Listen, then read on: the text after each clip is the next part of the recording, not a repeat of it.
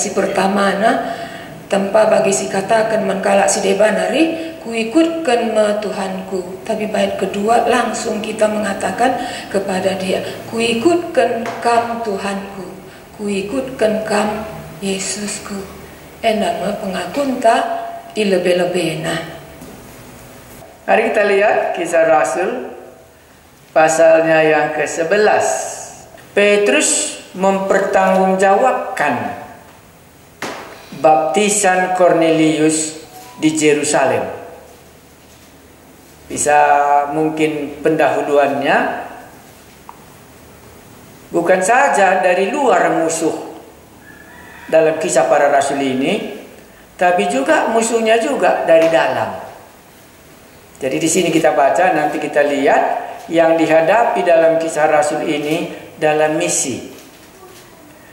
Kisah Rasul pasal 11 ayat yang pertama. Rasul-rasul dan saudara-saudara di Judea mendengar. Judea itulah daerah Yerusalem ya. Bahwa bangsa-bangsa lain juga menerima firman Allah. Ketika Petrus tiba di Yerusalem, orang-orang dari golongan yang bersunat berselisih pendapat dengan dia. Kata mereka, ini kepada Petrus ya. Kata mereka, engkau telah masuk ke rumah orang-orang yang tidak bersunat dan makan bersama-sama dengan mereka. Jadi mereka ini belum setuju. Tetapi Petrus menjelaskan segala sesuatu berturut-turut katanya. Aku sedang berdoa di kota Yope. Tiba-tiba rohku diliputi kuasa ilahi. Dan aku melihat suatu penglihatan. Suatu benda berbentuk kain lebar yang bergantung pada keempat sudutnya diturunkan dari langit sampai di depanku. Aku menatapnya dan di dalamnya aku lihat segala jenis binatang berkaki empat dan binatang liar dan binatang menjalar dan burung-burung. Lalu aku mendengar suara berkata kepadaku, bangunlah, hai Petrus, sembelihlah dan makanlah. Tetapi aku berkata, tidak Tuhan, tidak, sebab belum pernah sesuatu yang haram dan yang tidak tahir masuk ke dalam mulutku. Akan tetapi, untuk kedua kalinya suara dari sorga berkata kepadaku, apa yang dinyatakan halal oleh Allah, tidak boleh engkau nyatakan haram. Hal itu terjadi sampai 3 kali, lalu semuanya ditarik kembali ke langit. Hal itu terjadi sampai 3 kali, lalu semuanya ditarik kembali ke langit. Dan seketika itu juga 3 orang berdiri di depan rumah di mana kami menumpang. Mereka diutus kepadaku dari Kaisarea. Lalu kata Roh kepadaku, pergi bersama mereka dengan tidak bimbang. Dan ke-6 saudara ini menyertai aku. Berarti dibawanya 6 orang yang menyertai dia ke rumah Kornelius itu ke Yerusalem. Kami masuk ke dalam rumah orang itu. Dan dia menceritakan kepada kami, ini Petrus sudah pakai kami ya. Karena ada yang menyertai dia berapa orang? 6 orang. Bagaimana ia melihat seorang malaikat berdiri di dalam rumahnya dan berkata kepadanya, suruhlah orang ke Yope untuk menjemput Simon yang disebut Petrus. Ia akan menyampaikan suatu berita kepadamu yang akan mendatangkan keselamatan bagimu dan bagi seluruh isi rumahmu. Dan ketika aku mulai berbicara, turunlah Roh Kudus ke atas mereka semua, sama seperti dahulu ke atas kita. Maka teringatlah aku akan perkataan Tuhan. Yohanes membaptis dengan air, tetapi kamu akan dibaptis dengan Roh Kudus.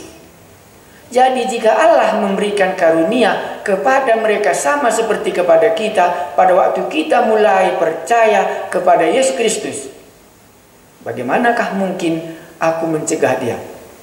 Ketika mereka mendengar hal itu, mereka menjadi tenang. Lalu memuliakan Allah katanya. Jadi kepada bangsa-bangsa lain juga Allah mengaruniakan pertobatan yang memimpin kepada hidup. Inilah bacaan kita. Apa yang dapat kita simpulkan dalam ceritanya Simon Petrus ke rumah Kornelius, dan sekarang saudara-saudaranya di Yerusalem meminta pertanggungjawaban. Maka dalam bagian ayat 1 ini, rasul-rasul dan saudara-saudara di Judea mendengar bahwa bangsa-bangsa lain juga menerima firman Allah. Ketika Petrus tiba di Yerusalem, orang-orang dari golongan yang bersunat berselisih pendapat dengan dia. Kata mereka, engkau telah masuk ke rumah orang-orang yang tidak bersunat dan makan bersama-sama dengan mereka. Inilah kesulitan yang kita lihat. Kalau kita pelajari kisah Rasul, maka kita akan menemukan beberapa kesulitan jemaat mula-mula ataupun termasuk juga rasul. Umpamanya, kesulitan pertama sekali kita jumpa itulah ceritanya Ananias dan Sapira. Di tengah-tengah jemaat itu muncul yang palsu. Baru kesulitan yang kedua, sumut-sumutan di antara orang Yahudi yang berbahasa Yunani dan yang berbahasa Ibrani, karena pembagian pelayanan meja diabaikan. Dua kesulitan yang kita sudah lihat dalam misi abad pertama. Baru inilah ketiga, di mana mereka tidak setuju kalau Paulus pergi kemana? Ke rumah. Kalau Petrus pergi ke rumah Kornelius. Boleh kita katakan, jadi mungkinkah orang yang semua yang penuh Roh Kudus ini demikian? Karena kita akan tahu kehidupan jemaat mula-mula itu, baik rasul-rasul sendiri kan dipenuhi dengan Roh Kudus. Jemaat juga dipenuhi dengan Roh Kudus. Dan di tengah-tengah itu muncullah. Jadi boleh kita katakan, nanti masih ada muncul lagi di sini pasal 15. Pasal 15 nanti itu sidang pertama di Yerusalem. Apa yang terjadi? Pasal 11 ini nanti semakin besar pergumulan mereka untuk menerima orang yang bukan Yahudi masuk ke tengah-tengah kumpulan orang yang percaya kepada Yesus. Anda bisa bayangkan bagaimana orang Yahudi ini ngototnya dengan keyakinannya. Ngotot kali mereka. Makanya Simon Petrus pun begitu sudah berkuasanya di Yerusalem waktu dia mengabarkan Injil, mereka bisa membantah dia. Dan bahkan dikatakan tadi kalimatnya apa? Berselisih pendapat. Maka kita bisa melihat itu supaya kita bisa melihat pekerjaan Allah di dalam misi itu tidak rupanya terlalu gampang. Walaupun nanti satu-satu mereka ini akan menyelesaikan kasus ini. Setiap selesai kasus, maka maju lagi lah pekerjaan Allah. Barulah musuh yang terakhir, itu yang kita dapat lihat adalah cerita Kisah Rasul pasal 7. Di mana Stefanus dibunuh. Jadi pembunuhan Stefanus membuat mereka berserak. Itu musuh dari luar.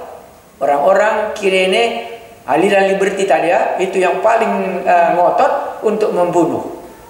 Jadi baik dari musuh luar, dari backgroundnya yang memegang Taurat, yang melawan Yesus, itu nomor satu.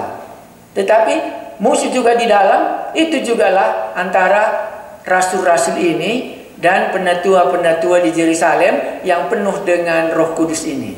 Berselisih untuk menghambat Injil. Jangan diberitakan kepada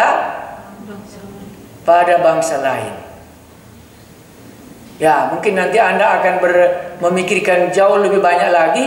Maka Anda akan katakan, kalau gitu berapa jauh dampaknya Taurat yang diajarkan oleh Musa yang merongrong kebenaran Injil.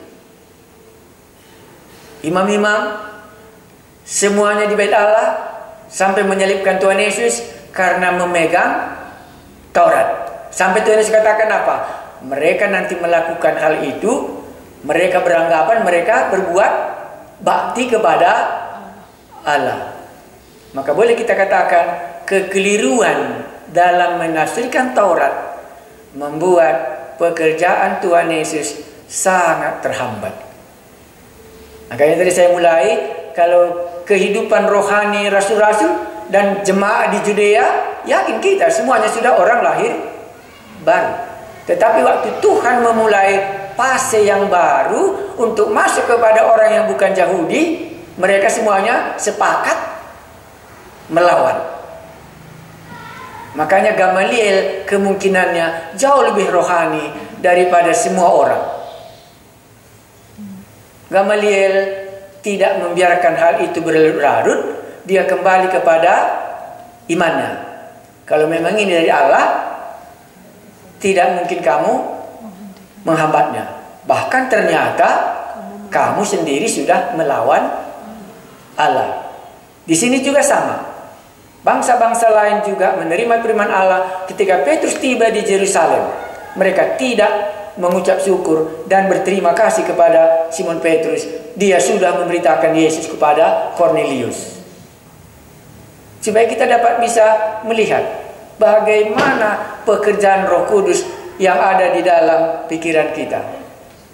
Supaya nanti kalau kita membaca ini dan dalam hidup kita sebagai orang, ini kan kata hari kita mulai mungkin tinggal sepertiga yang mendengarkan khotbah ini, bukan yang belum bertobat lagi.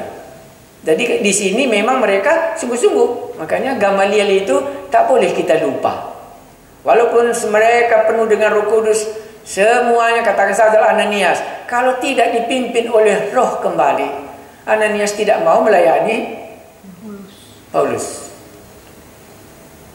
Iya. Jadi ya boleh kita memikirkannya.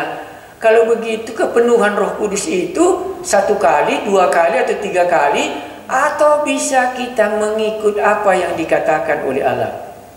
Oke, kalau gitu langsung Anda ingat nanti, oh pantaslah Simon Petrus salah pada waktu itu ya.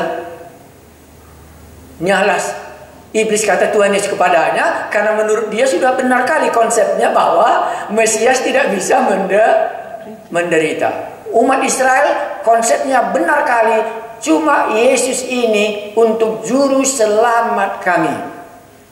Dari mana dia pegang? Mungkin dia pegang dari Matius pasal 1 ayat 21. Berilah namanya Yesus, karena dialah yang akan menyelamatkan umatnya dari dosa mereka. Sekarang berbeda. Itulah mereka mungkin berselisih. Maka tidak bisa kita lupa waktu murid-murid melapor dia, kami melarang katanya. Apa kalian larang? Dipakainya nama guru katanya ya, mengusir setan. Setan kata, kami larang, jangan pakai nama itu katanya, karena menurut dia itu hanya untuk dia sendiri. Bolehkah kamu ambil kesimpulan dosa terbesar mereka ini egois? Ya inilah penafsiran Alkitab yang paling hebat. Ya bolehkah kita katakan egois orang ini dalam arti keselamatan yang mereka sudah terima, bahwa Tuhan ini hanya untuk kami? Bolehkah kita katakan kalau begitu, kalau memang Yesus ini untuk orang lain, maka semua kita ini sudah egois kalau kita tidak memberitakannya kepada orang lain. Nah makanya dosa rasul-rasul yang tidak ikut pengalaman Simon Petrus, egois mereka. Kau pergi kau ke rumah orang katanya, begitu ya. Orang itu kan orang najis katanya. Dia sudah menjatuhkan vonis. Tapi kalau kamu dalami secara biblikal yang lebih dalam lagi, bukankah dikatakan itu dalam undang-undang Taurat? Makanya tadi ada binatang yang haram, ada binatang yang tidak haram, dan itulah dipakai Tuhan Yesus untuk mengajar Simon Petrus, dan gak mempan, baru dipakainya lagi Roh Kudus berbicara kepadanya. Dan waktu dilihatnya dalam pekerjaannya itu, ini sudah benar, selangkah demi selangkah. Langkah pertama apa? Simonnya sendiri diajar. Sesudah itu turun Roh Kudus berbicara kepada Simon. Baru dengan tidak keberatan pergi dia khotbah. Kan begitu ceritanya ini. Sesudah dia khotbah, dilihatnya belum selesai khotbah sudah turun. Makanya salah juga kalau dengan penumpangan tangan baru turun Roh Kudus. Salah juga itu. Karena belum dia menumpangkan tangan, belum dibaptiskan dia, baru dia khotbah. Seperti hari raya Pentakosta, baru mereka khotbah, turun Roh Kudus atas orang-orang itu. Maka dipakainya lah pengalaman dia. Kan begitu tadi buat sini ya. Sebagaimana kita dahulu katanya kan. Nah, makanya dalam pikiran saya di sini, oh ini rupanya makanya Kisah Rasul ini tidak gampang mempelajarinya, karena ini membicarakan hamba-hamba Tuhan pada abad pertama. Nanti masih jumpa kita pasal 14, pasal 15. Dan kurasa itulah buatnya tidak boleh tidak Yesus harus memilih Paulus.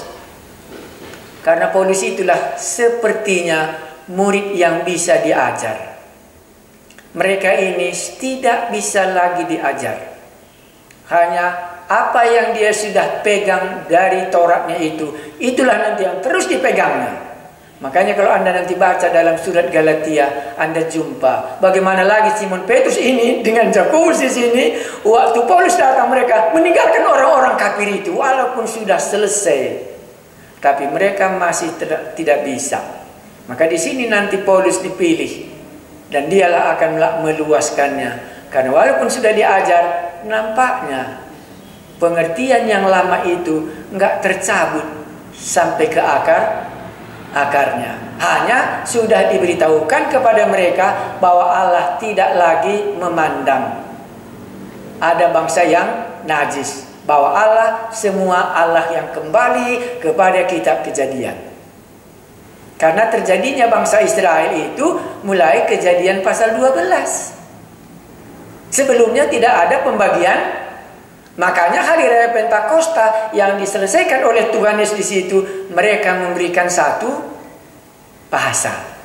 Nah, maka itulah pengantar yang bisa kita uraikan di sini. Akhirnya Petrus sebagai rasul harus memberikan pertanggungjawaban. Itu mungkin baik juga karena dia juga punya pengalaman. Pengalamannya itu mau dibagikannya pula kepada saudara-saudaranya. Nah, makanya dikatakan tadi di sini enak sekali mendengarkannya ayat 18 ya. Kita akhiri walaupun ini enggak eksegesi mendetail ya. Ayat 18 kan. Ketika mereka mendengar hal itu, mereka menjadi tenang. Kenapa tenang? Tadi berselisih. Kan itu tadi ayat 2. Iya, berselisih pendapat. Petrus pun bisa dipersalahkan. Yang mempersalahkannya juga orang yang penuh dengan Roh Kudus. Petrus juga penuh dengan Roh Kudus. Bahkan penuh juga dipimpin oleh malaikat, punya penglihatan dan ada Roh Kudus. Maka dikatakannya di sini, ketika mereka mendengar hal itu, mereka menjadi tenang lalu memuliakan Allah. Itu ujungnya. Itu yang harus kita pegang. Katanya, jadi kepada bangsa-bangsa lain juga Allah mengaruniakan pertobatan yang memimpin kepada hidup. Itulah kesimpulannya. Akhirnya mereka berkata memuliakan Allah sesudah mereka mendengar apa yang dibuat oleh Allah. Makanya dalam cerita ini bisa kita mengerti, dengarkanlah cerita Allah yang ada di tengah-tengah kita. Apa yang dibuat Allah? Waktu kita ceritakan, oh ini sangat memuliakan Allah. Makanya marilah kita mengucap syukur kepadanya. Tidak boleh lagi mereka mempertahankannya. Walaupun nanti pasal 15 muncul lagi. Maka saya ulangi, jangan kita lupa nanti. Maka dalam Kisah Para Rasul ini, kita sudah bisa melihat berapa banyaknya tantangan misi. Dari luar, yang paling besar itulah Stefanus dibunuh kematian hambanya. Sesudah itu muncullah Paulus. Baru kesulitan yang kedua muncul adalah Ananias dan Sapira. Ada kepalsuan di tengah-tengah jemaat itu. Baru yang ketiga kesulitan pembagian apa? makanan itu pasal 6. Muncul kesulitan pasal 11, di mana mereka tidak setuju bangsa-bangsa lain menerima Injil. Makanya kasus yang paling terbesar rupanya dalam rasul-rasul ini semua, termasuk gereja abad pertama ini, egoisnya nggak tanggung-tanggung.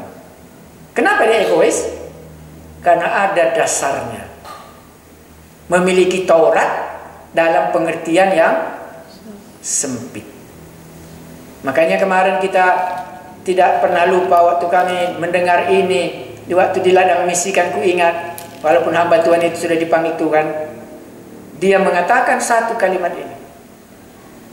Petrus bersedia dididik supaya dia bisa dipakai Tuhan lebih luas. Sehingga kalau kalian melayani di negeri ini, kalau pandangan kalian tidak diluaskan oleh Allah, maka Anda tidak bisa dipakai Allah lebih luas. Maka tadi langsung saya akhiri, kemungkinannya pasal 15 nanti kita jumpa, tak tambah luas pengertian orang-orang Mother Church yang ada di Yerusalem tidak semakin luas, walaupun Petrus sudah menjelaskan hal ini. Nanti mereka masih menuntut, mereka disunatkan. Kalau kamu tidak disunatkan, kamu tidak diselamatkan. Makanya di tengah-tengahnya ini nanti muncullah cerita Petrus sekali lagi. Sudah itu masuklah ceritanya Paulus sampai selesai kisah para rasul, sampai ke ujung dunia, sampai di sampai di Roma. Nah, jadi mau kita baca secara singkat, ulangi karena tadi terlalu cepat ya. Tetapi Petrus menjelaskan segala sesuatu berturut-turut katanya. Jadi diulangi ya, pengalamannya apa yang dibuat Tuhan. Jadi kalau ada di tengah-tengah kita berselisih paham, bagikanlah pengalaman Anda. Apa alasan Anda membuat demikian? Itulah yang paling cocok di sini. Aku sedang berdoa di kota Yope katanya. Tiba-tiba rohku diliputi. Jadi pengalaman Petrus ini apa untuk dirinya sendiri atau untuk seluruh persekutuan? Ya, jadi kalau benar pengalaman kita dengan Tuhan, tidak pernah untuk diri kita sendiri. Padahal untuk pengalaman pada abad pertama gereja mula. Maka pengalaman kita itu, kalau Tuhan berikan, itu untuk seluruh persekutuan di Yerusalem. Aku sedang berdoa, itu tahu ceritanya ya. Aku menatapnya, itu diceritakannya. Lalu aku mendengar, bangunlah, kan itu ceritanya. Tetapi aku berkata, tidak, diungkapkannya ketidaksetujuannya. Barulah 9. Akan tetapi untuk kedua kalinya, baru hal sampai ketiga kali. Apa artinya ini? Aku tetap tidak setuju. Itu artinya sampai ayat 10. Sebagaimana mereka juga tetap tidak setuju sampai 10. Dan ketika itu juga tiga orang berdiri di depan rumah di mana kami menumpang. Mereka diutus kepada aku dari Kaisarea. Lalu kata Roh kepadaku, disinilah yang keempat kali. Kalau tadi melalui penglihatan itu, aku sendiri tidak setuju sama seperti Anda semuanya. Tidak mau aku ke rumahnya Cornelius itu. Tapi dia pindah dalam argumentasinya. Lalu kepadaku, lalu kata Roh kepadaku, pergilah bersama mereka dengan tidak bimbang. Dia mengungkapkan kebimbangannya pergi. Dan keenam saudara ini menyertai aku. Ini saksi. Apa yang dikatakannya itu benar. Rupanya 6 orang ini dari Yerusalem mengikutinya waktu mereka ke Cornelius. Makanya timnya Petrus ini 6 dari Yerusalem. Begitu. Bukan? Saya baca 12. Lalu kata Roh kepadaku, pergilah bersama-sama dengan tidak bimbang. Dan ke-6 saudara ini menyertai aku. Kami, katanya, masuk ke dalam rumah orang itu. Jadi nggak bisa lagi dibantah, karena ini memang benar demikian. Dan ia menceritakan kepada kami bagaimana ia melihat seorang malaikat berdiri di depan rumahnya dan berkata kepadanya, suruhlah orang ke Yope untuk menjemput Simon yang disebut Petrus. Inilah ceritanya. Makanya tidak salah kalau kalimat yang kita pelajari bersama-sama apa? Begitu sukarnya Allah dari surga untuk menyelamatkan seorang berdosa.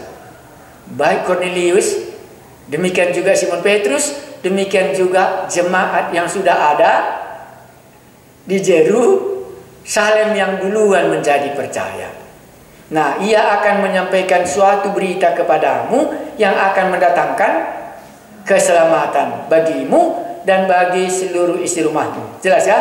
Dan ketika aku mulai berbicara, turunlah Roh Kudus ke atas mereka sama seperti dahulu ke atas kita. Jadi Roh Kudus menjadi saksi, menyatakan bahwa Cornelius sudah diterima oleh Allah. Jadi memang teologi Roh Kudus pada Kisah Para Rasul sangat menentukan.